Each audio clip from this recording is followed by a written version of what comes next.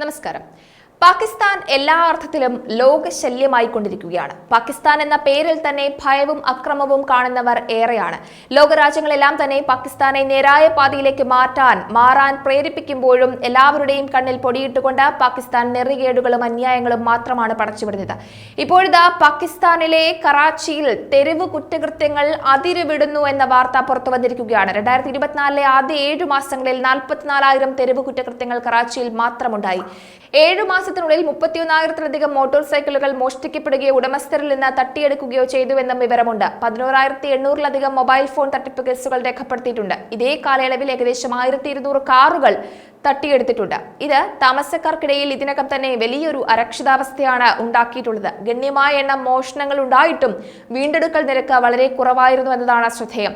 Police റിപ്പോർട്ടുകൾ പ്രകാരം 1,500 motor സൈക്കിളുകളും 220 കാറുകളും 120 മൊബൈൽ ഫോണുകളും മാത്രമാണ് വിജയകരമായി കണ്ടെടുത്തത് എന്നാണ് അറിയാൻ കഴിയുന്നത്. പാകിസ്ഥാന്റെ തിരക്കേറിയ സാമ്പത്തിക തലസ്ഥാനമായ കറാച്ചിയിൽ ദൈനംദിന വാർത്തകൾ പലപ്പോഴും ഭയാനകമാണ് എന്നതാണ് മനസ്സിലാക്കേണ്ടത്. കവർച്ചക്കാരെ ചെറുക്കുന്നതിനിടയിൽ പൗരന്മാർ വെടിയേറ്റ് മരിക്കുകയും കൊള്ളക്കാർ എന്ന് സംശയിക്കുന്നവരെ മർദ്ദിക്കുകയും ചെയ്തതിന്റെ റിപ്പോർട്ടുകൾ അസ്വസ്ഥജനകമായി സാധാരണമായി തുടരുകയാണ്. കറാച്ചി 1960-കളിലും 70-കളിലും ലൈറ്റുകളുടെ നഗരം എന്ന് വിളിച്ചിരുന്നു. എന്നാൽ 80-കൾ മുതലുള്ള വംശീയവും രാഷ്ട്രീയവുമായ സംഘർഷങ്ങൾ നഗരത്തിന് ഏറ്റവും അപകടകരമായ നഗരങ്ങളുടെ പട്ടികയിൽ ഇടം നേടിക്കൊടുത്തു. കുറ്റകൃത്യങ്ങളുടെ കാര്യത്തിൽ ലോകത്തിലെ 6ാമത്തെ ഏറ്റവും അപകടകരമായ നഗരമായി നഗരം റാങ്ക് ചെയ്യപ്പെട്ടു. കാലക്രമേണ വർദ്ധിച്ച പോലീസ് അർദ്ധസൈനിക സാന്നിധ്യവും സുരക്ഷാ പ്രവർത്തനങ്ങളും നഗരത്തെ സുരക്ഷിതമാക്കി. 2013-ൽ ക്രിമിനൽ മത രാഷ്ട്രീയ അക്രമങ്ങൾക്ക് മറുപടിയായി കറാച്ചി ഓപ്പറേഷൻ ആരംഭിച്ചു. കുറ്റകൃത്യങ്ങൾക്കും ഭീകരതയ്ക്കുമെതിരായ പ്രചാരണത്തിന് സിവിലിയൻ ഗവൺമെന്റിന്റെ അംഗീകാരം ലഭിച്ചു. സിന്ധ് റേഞ്ചേഴ്സ് എന്ന പ്രത്യേക അർദ്ധസൈനിക സേനയാണ് കൊലപാതകങ്ങൾ, തട്ടിക്കൊണ്ടുപോകൽ, തീവ്രവാദം, കൊള്ളയടിക്കൽ എന്നിവയിൽ ഉൾപ്പെട്ട കുറ്റവാളികളെ അറസ്റ്റ് ചെയ്യുന്നതിനും അന്വേഷിക്കുന്നതിനും പ്രത്യേക പോലീസിംഗ് അധികാരം നൽകിയത്.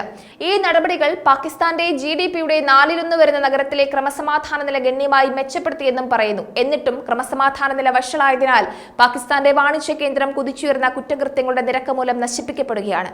കഴിഞ്ഞ 3 വർഷത്തിനിടെ 250-ലധികം പൗരന്മാർ തെരുവ് കുറ്റവാളികളുടെ വെടിയേറ്റ് കൊല്ലപ്പെടുകയും 1,052 പേർക്ക് പരിക്കേൽക്കുകയും ചെയ്തു. 2024-ൽ മാത്രം പോലീസ് കണക്കുകൾ പ്രകാരം മാർച്ച് 28 വരെ കവർച്ചകളെ ചെറുത്ത് 33 പേർ വെടിയേറ്റു മരണപ്പെട്ടു. 2023-ൽ എക്കണോമിക്സ് ഇന്റലിജൻസ് യൂണിറ്റിന്റെ സൂചികയിൽ മൊത്തം 173 നഗരങ്ങളിൽ 169-ാം സ്ഥാനത്താണ് കറാച്ചി. COVID-19 പാൻഡമിക്കിന് ശേഷം ലോകമെമ്പാടുമുള്ള നഗരങ്ങൾ എങ്ങനെ വീണ്ടെടുക്കുന്നുവെന്ന് സൂചിക പരിശോധിക്കുകയും അവയെ 5 വിഭാഗങ്ങളായി വിലയിരുത്തുകയും ചെയ്യുന്നു. സ്ഥിരത, ആരോഗ്യ സംരക്ഷണം, സംസ്കാരം, പരിസ്ഥിതി, വിദ്യാഭ്യാസം, അടിസ്ഥാന സൗകര്യങ്ങൾ എന്നിങ്ങനെ.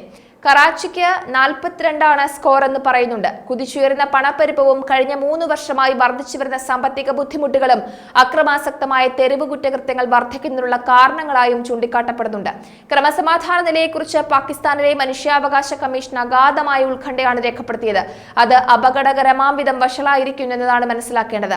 സാമ്പത്തിക നിരാശയും തൊഴിലില്ലായ്മയും പോലെയുള്ള അടിസ്ഥാന ഘടകങ്ങളും അടിയന്തരമായി തന്നെ പരിഹരിക്കേണ്ടതുണ്ട്. പൗരന്മാരുടെ ജീവിതവും സുരക്ഷയും ഉറപ്പാക്കുന്നതിന് ക്രമസമാധാനം ഉടനടി പുനഃസ്ഥാപിക്കേണ്ടത് അത്യാവശ്യമായ കാര്യം തന്നെയാണ്.